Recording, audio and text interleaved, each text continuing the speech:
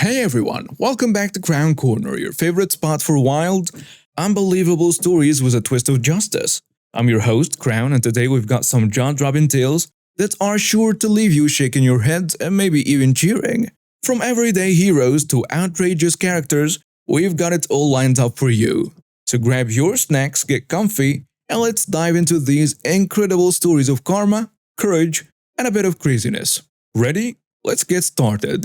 Before we jump in, a quick heads up. You might hear some knocking or noise in the background of today's episode. We've got some construction going on nearby, and I'm sorry, but I have zero control over that. Hope it won't bother you. Thank you for understanding. Just flipping through a few stories and reading about entitled drivers getting their just desserts. This made me think back to my days as a paramedic. We got a call to a house where there was a pediatric patient who had fallen. The patient was morbidly obese and weighed around 30 stones, 420 pounds. This story isn't really about them though. There are many reasons people get to this size and I've never judged. Only helped. No, the problem here was a really arrogant neighbor we had come across before. And boy was this chap a judgmental moron. Our patient had a car and had a disabled parking permit. They also had a council-designated disabled parking spot outside their home, which the neighbor kept parking in. There have been a number of letters from the council regarding this, and the number of parking fines just served to annoy this chap even more. On the day of the story, I took the call that the patient had fallen, and we went to his house. Sure enough, the neighbor was not only parked in a disabled spot, but had parked a second car blocking access to the patient's driveway. I assessed the patient and suspected they had a broken hip, so needed to go in. I sent my colleague round to the neighbor to ask them to move the cars, and when they came back I was told the neighbor had just told my colleague to do one. No problem. Time to get the message home. I radioed through to our control center and asked for the fire service and police. We needed the fire service to help lift the guy and the police to do a little parking control. The fire service were the first to arrive and I spoke to the crew commander to let them know what the situation was. A fireman went to the house to ask the neighbor to move the car and was told the same as my colleague. Message was relayed back and the watch commander just asked me one question.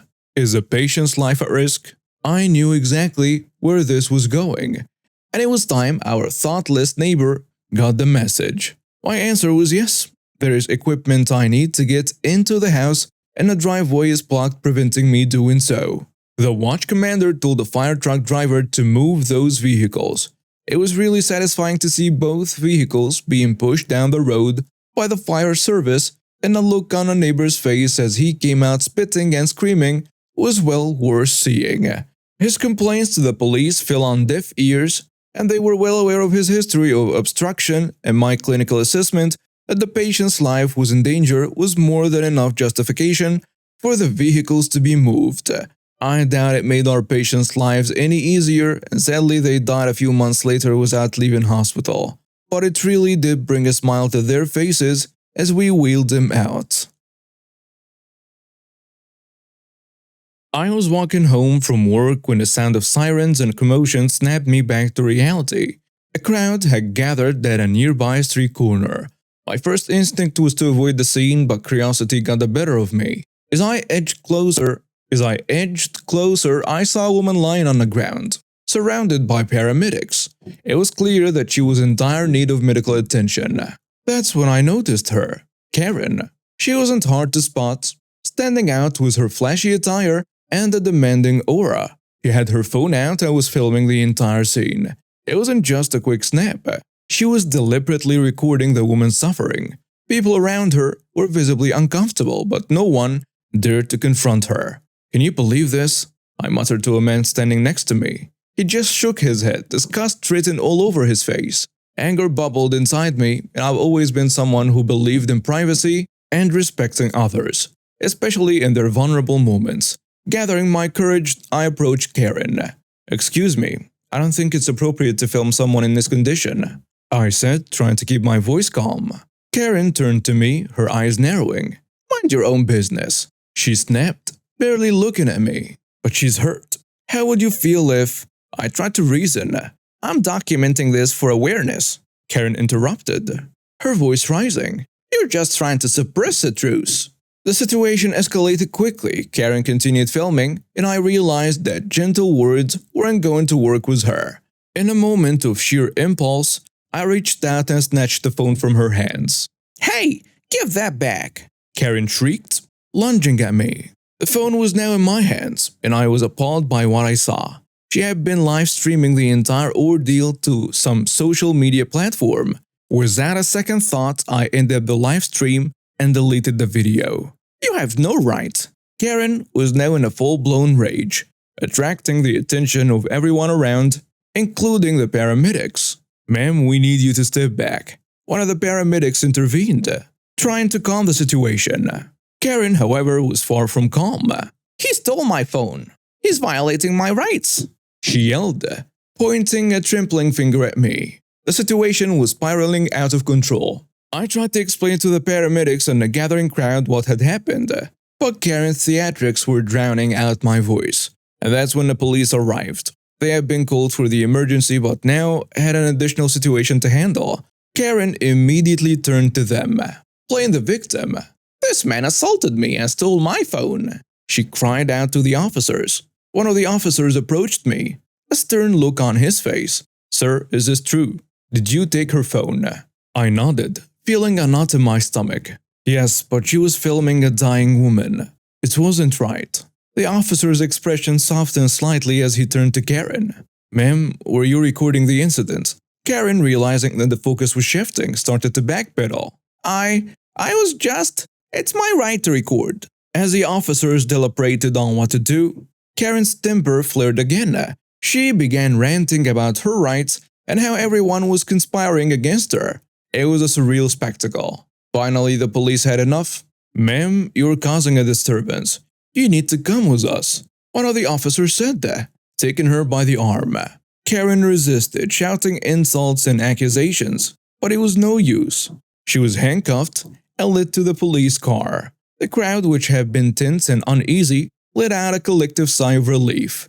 I handed Karen's phone to the officers, explaining what I had done. They nodded, understanding the situation. Thankfully, they let me go after taking my statement, saying they might contact me later for further information.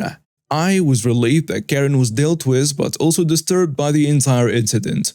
The image of the woman on the ground surrounded by paramedics was really hard to see. I never found out what happened to her, but I hope she got the help she needed. My buddy is an accountant. He has his own firm. His biggest clients are small to medium-sized businesses. Well, he had a client who owned 4 different clubs/bars in 2 different cities. Client was always shady, always slow on payment and so on. I was also a customer of one of the bars, and they had a poker game that I would play in on Thursdays. Well, one day I'm at my buddy's house, having a few beers, and he's whining about non-payment from a client. I ask who, and he doesn't want to say. But it's really bugging me because it's a significant chunk of change. He then says the name. We will call him Scott. I'm like, whoa, Scott isn't paying you? He then says Scott is saying business is way down, and I think that's odd. I've been going to one Scott place, and every Thursday is packed. My buddy looks at me and goes, really? I go, yeah, he does this new cash discount thing, 15% off your tab if you pay cash. And my buddy goes, really? I tell him about my experience at Scott Bar, and eventually the topic changes. A few weeks later, my buddy calls me up and says, you going to Scott's Bar to play poker? I said, yeah. He said, can I join? I go, sure. He joins and we get a few drinks in us, lose our money at poker. My house is closer, so he decides to crash there. On the way over, he breaks down his theory. He thinks Scott is vastly underreporting his revenue. The reason why he suspects Scott is offering cash discount is because cash is easier to hide. He says he's going to do a deep dive on Scott's finances. My friend tells me his plan is to go to all 4 of Scott's establishments, get the prices he charges at each place, piece together how much alcohol he's buying versus how much Scott is saying his revenue equates to. He looks up how much Scott is paying in payroll, rent, bills, and so on. Keep in mind he has access to all this information. and he determines that Scott is basically using his credit card receipts plus a little bit of cash to cover his cost of his business to include rent, insurance, liquor, food, and so on. However, based upon the amount of products he's selling, he's suspecting Scott is underreporting his total income by about 35 to 40%. He goes back into Scott's books even more, and he figures in the last year Scott has been underreporting his sales by 35 to 40%, but he's also been underreporting his sales by at least 20 to 25% for years on end. Simply put, there is no way Scott is going through as much product and as much alcohol as he's purchasing and having the revenue numbers that he's claiming.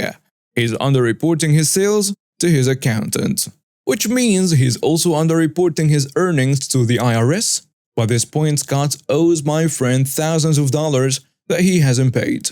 He said his total amount owed could buy a brand new motorcycle. He never gave me an exact number. My friend decides, screw getting repayment from Scott. Let's get repayment from the IRS through the whistleblower program.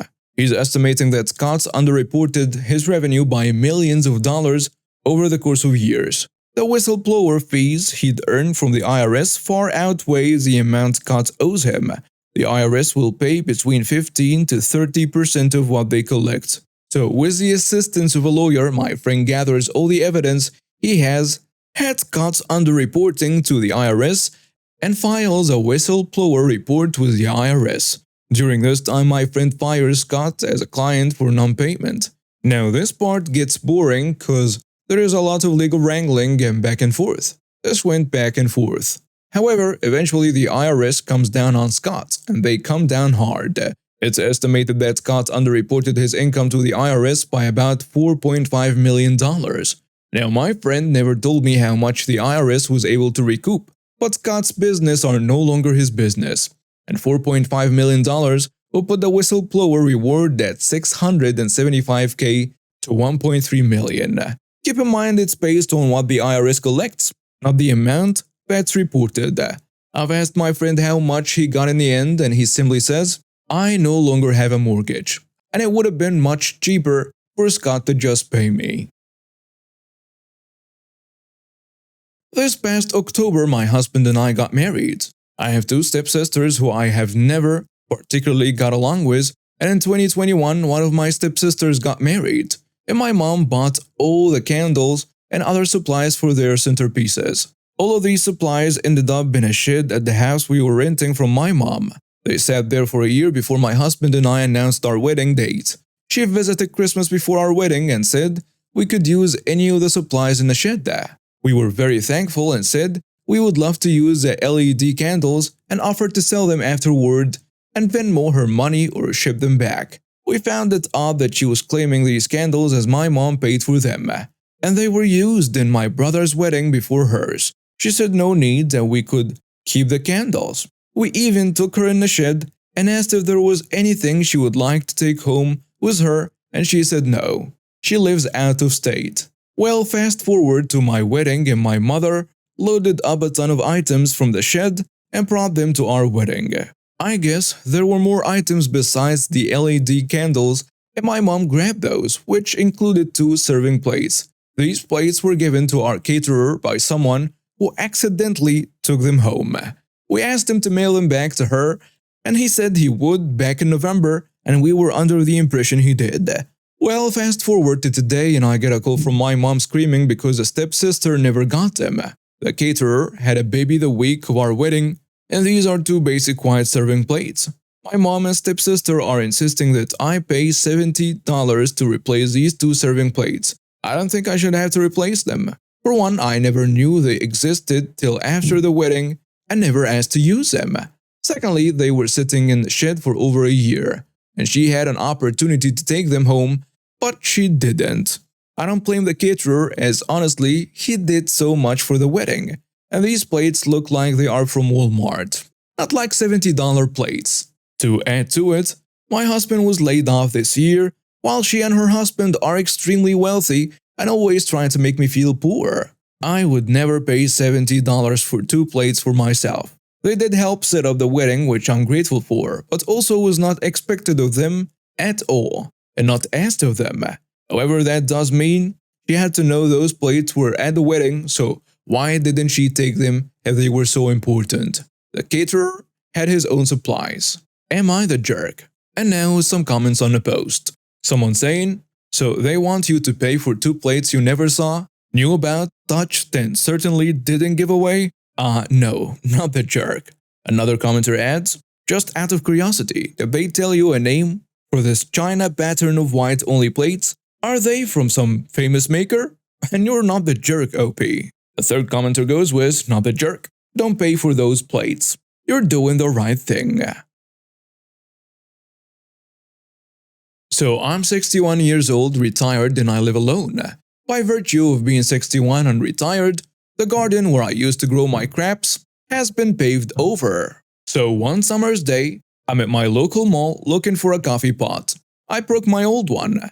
Now I'm wearing a Spotty Folk Festival t-shirt, camo short, and naked feet in Birkenstocks. Very managerial. So I'm in some shop or another looking at the coffee pots, and I hear raised voices a couple of aisles over. A woman's voice screaming words like lazy and you rude brat and so on. A quiet male voice was trying to be heard and failing dismally. So I go to the aisle, and as I round the corner I see a young guy in his mid-teens, very well appointed in his summer clothes, with an anorexic gorgon screaming into his face. Then she upped with her hand and slapped the kid in the face. As he stood there in shock, manfully, not crying, she sees me and comes charging over, grabs me by the arm, and drags me to the kid, yelling something about fired and lazy and you're his manager and other nonsense I didn't pay attention to. In the midst of the tirade, I turned to the young guy, winked and mouthed, play along. You see, I've been listening to these things for a while, and I've got a response ready. Oh, please let her give me a cue. And she does. She goes on and on about shop workers lying about not working there because they are lazy and so on. Jackpot. So I say, ma'am, do shop workers often lie to you to avoid serving you? All the time. Kids are so lazy today. That was a jest of it. But there was more screaming and spit. Ma'am, I don't think that's laziness. I think it's because you're such an arrogant, ignorant witch. The devil himself wouldn't have you in hell. When you put your 2 feet to the floor in the morning, the devil says, oh God, she's up. She looks like she's the one who got slapped. For the minute, she says nothing. I turn to the kid, smile and say, and now we enjoy the show. She starts buzzing around the lights. There is screaming, spit flying, things getting thrown off the shelves. The whole 9 yards. Me and the kid had to dodge a few flying objects. I just kept encouraging the kid and died Medusa tantrum by making comments like, ooh, good one. And Mrs. isn't much of a pitcher, is she? Did I mention that my F-garden has been paved over? By this time, a manager and a couple of security guards have arrived, and she has worked herself into a total lather. Well, okay, I helped, but she did most of the work herself. There is nothing sensible coming out of her at this point. She screeches and spit, and I tell them what I saw.